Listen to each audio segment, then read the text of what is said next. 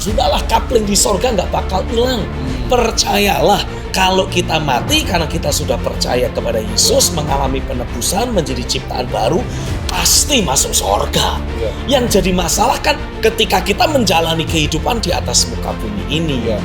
Ayo kita bangun dasar keyakinan kita. Sekian waktu lamanya filosofi yang menyatakan bahwa hidup itu seperti roda telah menjadi dasar keyakinan dari banyak orang percaya, sehingga rasa lelah, frustasi, kecewa, dan berbeban berat telah dianggap hal yang wajar untuk dialami. Jika itu yang menjadi dasar keyakinan, maka dampak hidup seperti apa yang akan dihasilkan? Tidak heran jika akhirnya kehidupan orang percaya hanya berputar-putar pada permasalahan akibat ketidakakuratannya sendiri. Bukankah Tuhan telah menetapkan kehidupan orang percaya terus naik dan tidak pernah turun, bahkan menjadi saksi dari kedahsyatan dan kebesaran Tuhan? Saat Roh Kudus tercurah, maka keberadaan kita akan menjadi senjata kebenaran untuk menghancurkan segala pekerjaan iblis di atas bumi ini. Bagaimana wujud konkret dari cara Tuhan melatih diri kita yang merupakan makhluk roh? Dan bagaimana cara kita bekerja sama dengan Roh Kudus untuk dibangun menjadi alat di tangannya? Mari temukan jawabannya di ruang Tyrannus, the room of revivalists and reformers.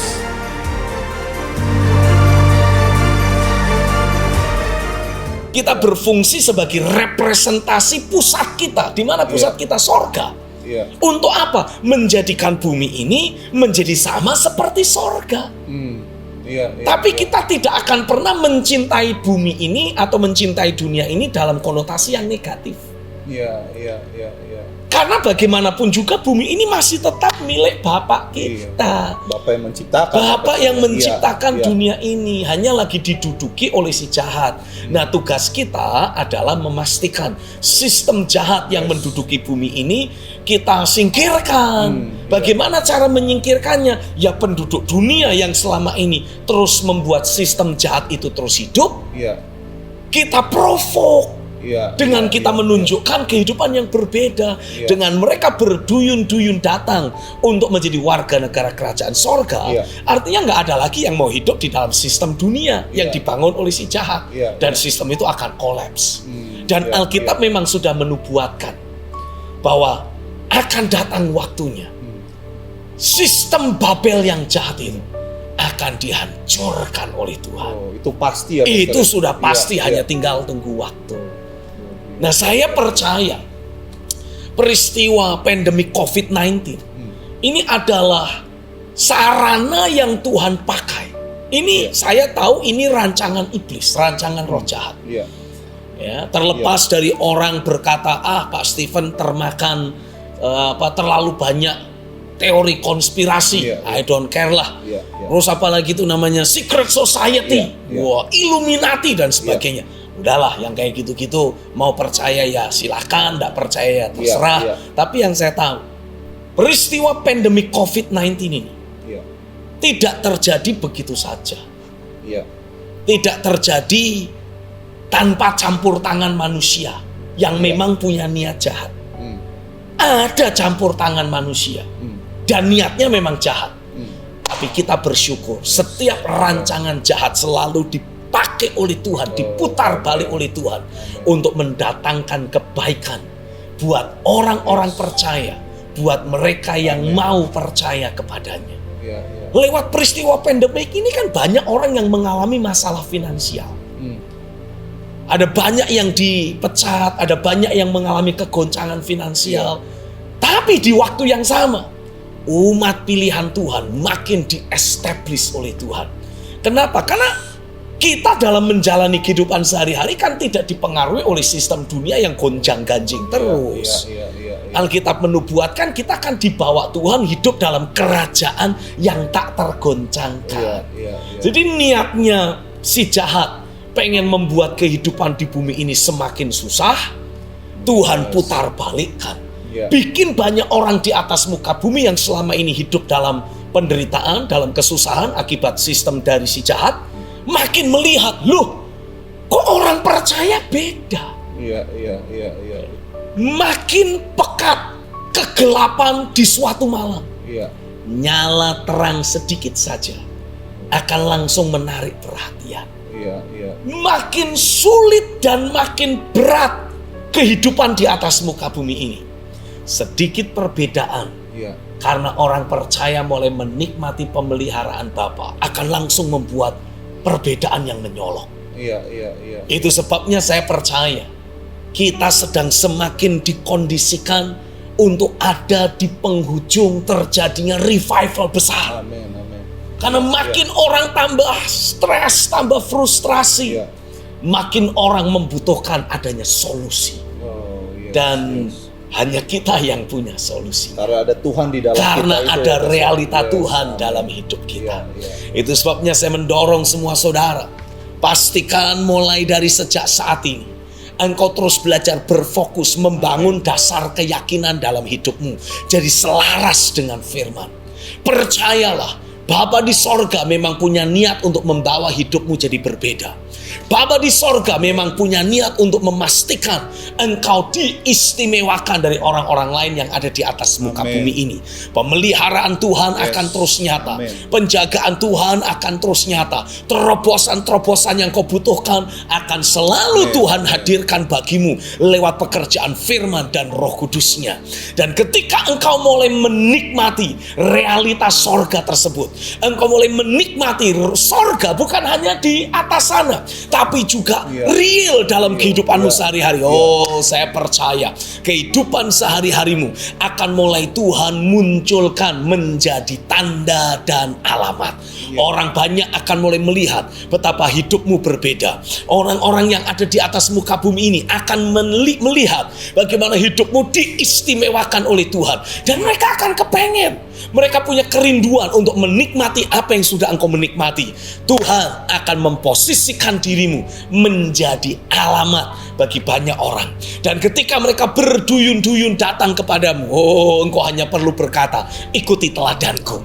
Engkau hanya perlu terus mengalirkan kasih dan keilahiannya. Karena ketika engkau terus berinteraksi dengan banyak orang, Tuhan mau engkau berfungsi seperti garam dunia. Engkau memberi rasa dalam kehidupan banyak orang yang sudah tawar hatinya. Engkau mencegah pembusukan dalam hidup mereka.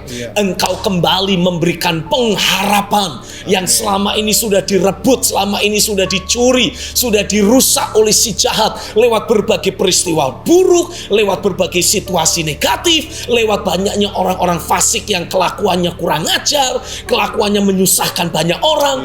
Itulah tugasmu, memberi rasa, memberi pengharapan, memberi kehidupan yang baru. Dan yang luar biasa, sebagai garam dunia, engkau juga akan membuat mereka menjadi haus. Dan ketika mereka merasakan kehausan, mereka semakin kepengen mengalami apa yang kau alami. Engkau bisa datang untuk menawarkan air hidup. Apa yang Tuhan katakan kepadamu, mulai bagikan kepada mereka, yakinkan mereka. Dan ketika mereka berhasil engkau yakinkan, engkau akan mulai mendapati mereka disegarkan dengan air kehidupan yang engkau bawa. Dan ketika mereka mencicipi air hidup itu, Alkitab menuliskan, dari dalam batin mereka akan mengalir kehidupan.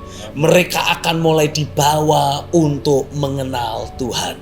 Saat itulah engkau berfungsi untuk memuridkan orang banyak itu.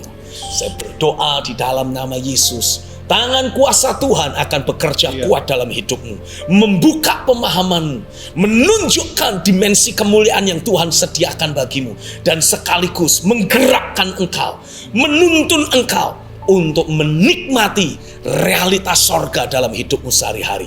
Aku berdoa mulai dari sejak hari ini, sorga bukan lagi sesuatu yang nun jauh di sana, tapi mulai hari ini sorga menjadi sangat nyata dalam hidupmu sehari-hari. Dan dari hari ke hari, realitas sorga, realitas Tuhan akan bertambah dan bertambah nyata lagi. Terjadilah di dalam nama Yesus. Yang percaya katakan amin. Haleluya, haleluya. Pastor Silvan, saya mau lanjut lagi nih, bertanya Pastor. Oke. Jadi begini Pastor, tadi kan Yesus itu terus, Pastor Silvan menjelaskan bahwa Yesus berbicara mengenai Injil Kerajaan Sorga. Ya. Lalu berbicara juga mengenai eklesia. Ya. Ini mengadopsi bahasa Roma, Kerajaan Roma, betul ya Pastor ya? Lalu Bahasa juga Yunani. bahasa Yunani, lalu apostolos. rasul. Ya. Nah itu kan semua itu Yesus katakan di tengah-tengah kekuasaan kerajaan Roma. Ya. Nah apakah itu tidak seperti ingin menunjukkan kerajaan tandingan di tengah kerajaan Roma, dan bukankah itu cukup berbahaya, Pastor? Memang, karena kalau kita membaca dalam kitab Daniel, Alkitab menceritakan bagaimana Nebukadnezar mendapatkan sebuah mimpi. Dia bermimpi ada patung yang terbuat dari emas, yang kemudian di bagian dadanya dari bahan yang berbeda dengan yang di kaki juga. Lalu Alkitab menubuatkan, di dalam mimpi itu Nebukadnezar melihat ada satu batu yang bergulir tanpa campur tangan manusia. Dan kemudian batu itu menggerus habis seluruh patung yang ada. Dan Daniel mendapatkan artinya dari Tuhan sendiri. Patung yang dibuat oleh Nebukadnezar sebetulnya adalah gambaran dari kerajaan-kerajaan atau kekaisaran yang pernah menguasai seluruh dunia pada masa itu. Mulai dari kerajaan Babel, kerajaan Media Persia, lalu kemudian kerajaan Roma. Itu semua ada di dalam penafsiran mimpi yang dijelaskan oleh Daniel. Dan tentang batu gunung yang kemudian tanpa campur tangan manusia bergulir untuk kemudian meluluh lantakkan semua kerajaan dan kekaisaran yang pernah ada, yang digambarkan sebagai bentuk patung yang dibuat oleh Nebukadnezar itu.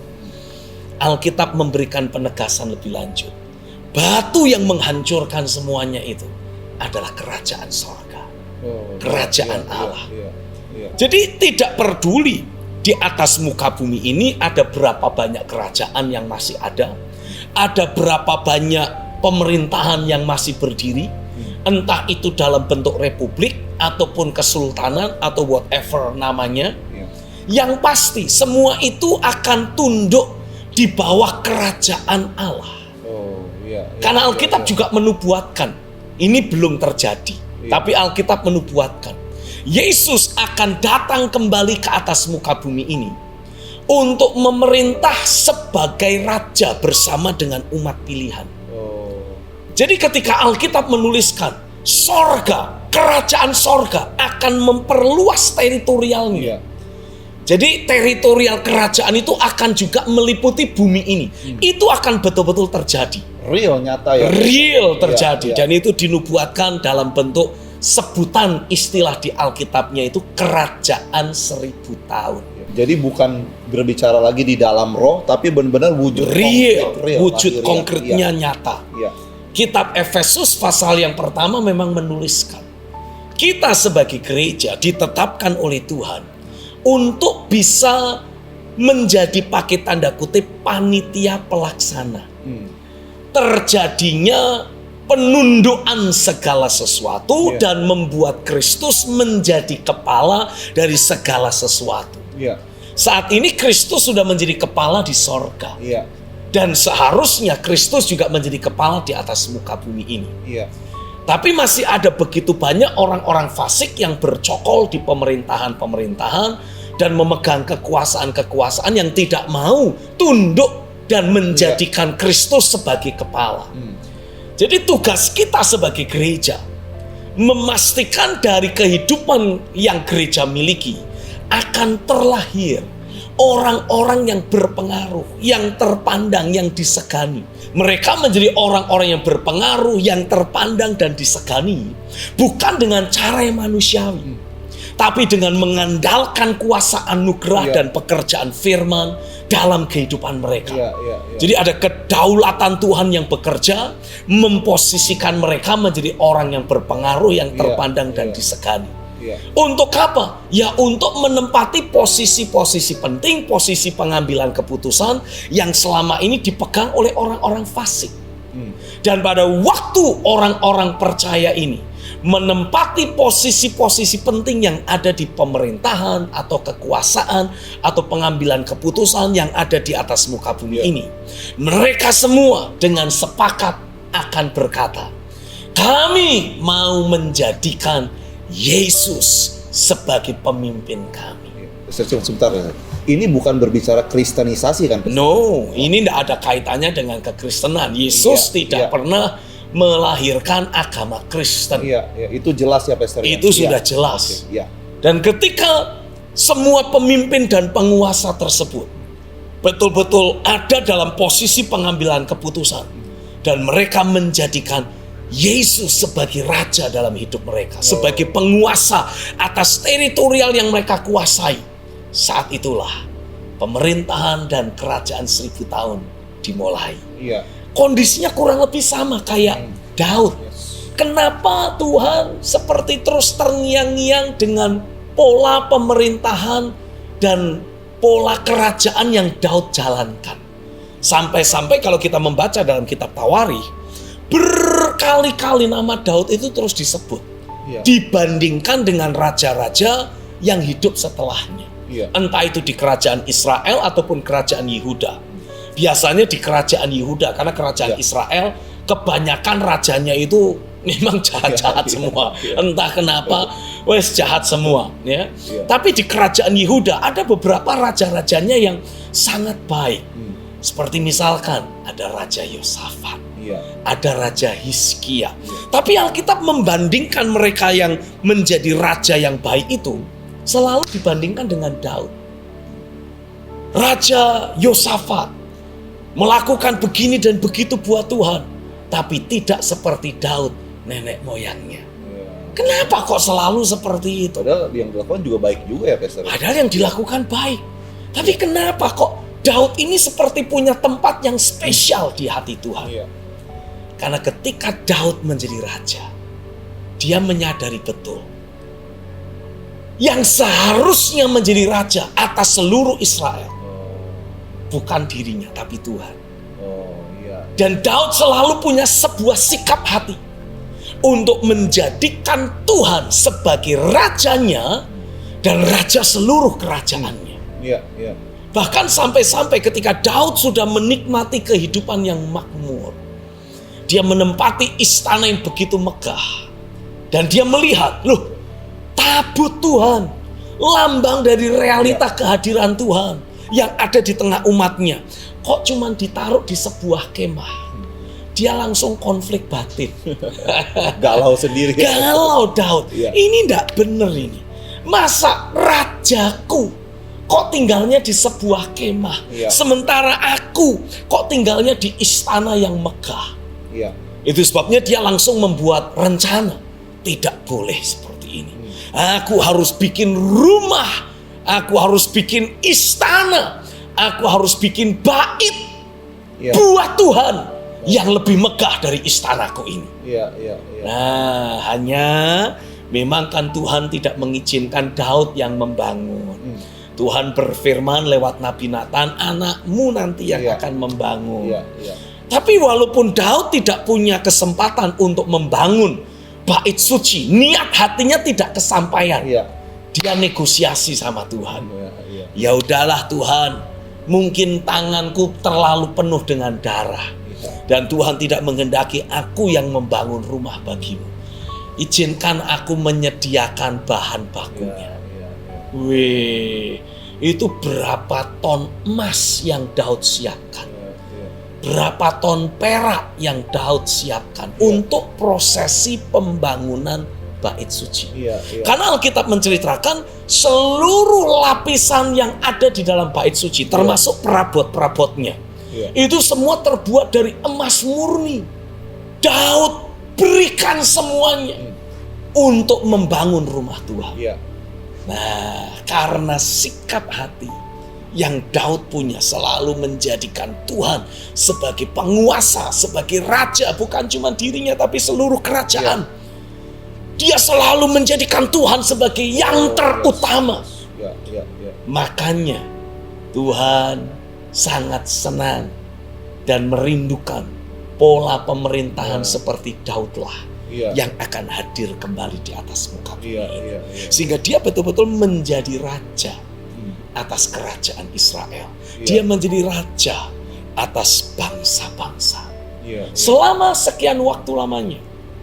tanpa disadari umat Israel menolak Tuhan yang adalah raja. Iya.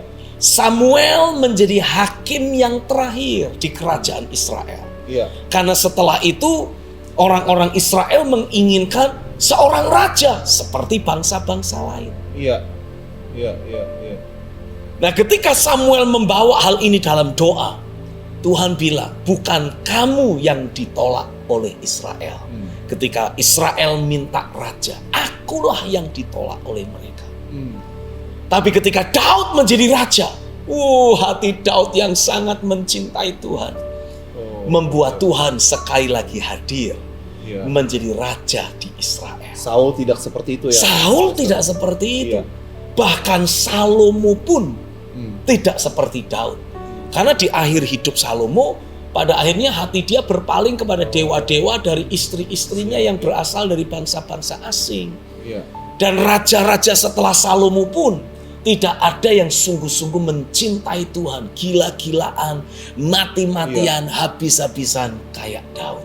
Oh iya, iya, iya. Ini ya Pastor, maksudnya contoh model orang yang memang Tuhan inginkan untuk kita juga adopsi kehidupannya. Oh Pastor. iya. Maksudnya menjadikan Tuhan sebagai raja itu. Betul, dan saya percaya lewat gereja Tuhan yang juga mencintai Tuhan mati-matian, gila-gilaan dan habis-habisan, akan terlahir orang-orang benar, orang-orang yang terhormat, terpandang, disegani, yang akan Tuhan posisikan dalam kedaulatannya menjadi para pemimpin, menjadi penguasa yang ada di kerajaan ataupun pola pemerintahan apapun yang ada di atas muka bumi ini. Dan mereka akan menjadi pemimpin dan penguasa yang cinta Tuhan mati-matian, gila-gilaan dan habis-habisan.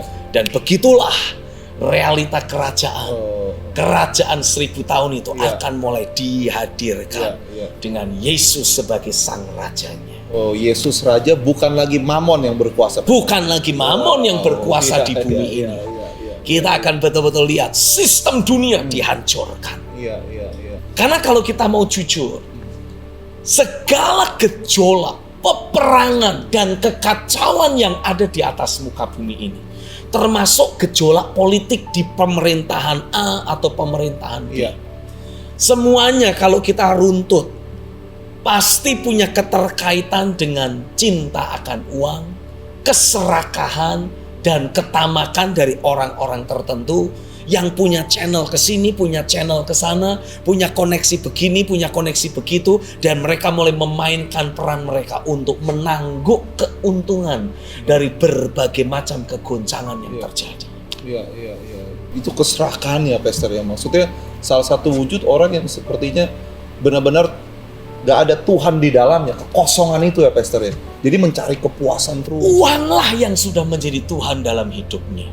Malah diisi oleh Mamon itu sendiri menjadi Mamon itu sendiri yang menjadi penguasa dalam hidupnya. Iya. Nah, asal kita harus paham, ingat baik-baik, Mamon itu adalah hamba yang paling baik. Walaupun dia kalau diposisikan menjadi majikan, dia adalah majikan yang sangat jahat. Makanya jangan pernah menjadi orang-orang yang cinta akan uang, mengejar kekayaan, karena saudara sedang memposisikan Mamon ada di atas hidupmu. Dia akan memperlakukan engkau sebagai budak dan dia akan perlakukan engkau dengan sangat jahat. Tapi jadikan Mamon sebagai budakmu, jadikan Yesus sebagai Tuhanmu. Pastikan hatimu terus bergelora mencintai Tuhan dengan gila-gilaan, mati-matian, habis-habisan. Karena Alkitab jelas menegaskan, di mana hartamu berada, di situ hatimu berada. Apa yang kau anggap sebagai harta, disitulah hatimu. Kalau engkau menjadikan Tuhan sebagai hartamu satu-satunya, maka otomatis hatimu juga akan terus tertuju kepada Tuhan. Engkau tidak mungkin menjadi hamba Mamon. Tapi kalau Mamon, uang, engkau anggap sebagai hartamu, properti engkau anggap sebagai hartamu, bukan Tuhan, hatimu tertuju kepada properti, tertuju kepada uang, ya tentu saja engkau akan jadi hamba uang. Dan engkau akan terus menjalani kehidupan yang penuh penderitaan. Ingat baik-baik, jangan pernah menjadikan Mamon sebagai majikan dalam hidupmu. Posisikan dia, taklukkan dia untuk selalu menjadi hamba dalam hidup dan pelayanan. Haleluya. Pastor Stephen, saya mau tanya ini, Pastor. Langkah-langkah konkretnya. Maksudnya begini, Pastor. Kalau kita ingin mati masuk surga, dikasih tahu langkah-langkahnya nih, Pastor. Ya. Ya kan, menerima Yesus sebagai Tuhan dan Juru Selamat, membuka hati, tuntunan dalam doa, ya fix mati masuk surga. Nah, untuk menghadirkan realita kerajaan ada di atas muka bumi ini. Nah, langkah-langkah konkretnya itu seperti apa, Pastor? Alkitab menuliskan ketika kita mengalami pekerjaan Roh Kudus yang menjadikan kita sebagai ciptaan baru, Iya. hati kita ini dibersihkan dari berbagai macam